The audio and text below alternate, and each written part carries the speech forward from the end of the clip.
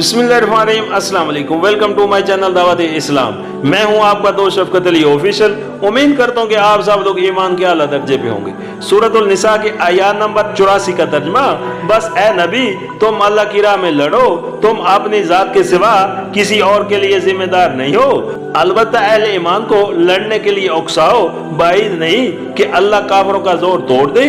अल्लाह का जोर सबसे ज्यादा जबरदस्त और उसकी सजा सबसे ज्यादा सख्त है।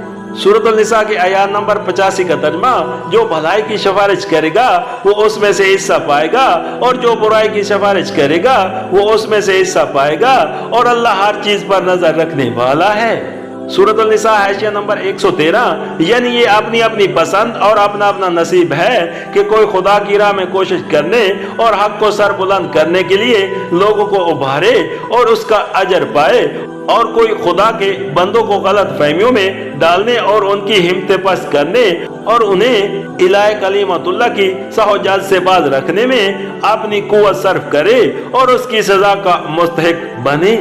सूरतुल निसा के आयत नंबर 86 का तर्जमा, और जब कोई एहतराम के साथ तुम्हें सलाम करे तो उसको उससे बेहतर तरीके के साथ जवाब दो, या कम अज कम उसी तरह। अल्लाह हर चीज का हिसाब लेने वाला है।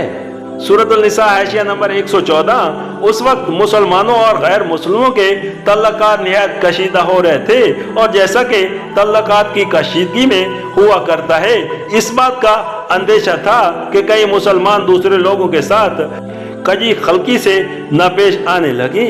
इसलिए इन्हें हिदायत की गई कि जो तुम्हारे साथ एहतराम का बर्ताव करे उसके साथ तुम भी वैसा ही बल्कि उससे ज्यादा एहतराम से पेश आओ। शाइस्ती का जवाब शाइस्ती ही से है, बल्कि तुम्हारा मनसब ये है कि दूसरों से बढ़कर शाइस्ता बनो।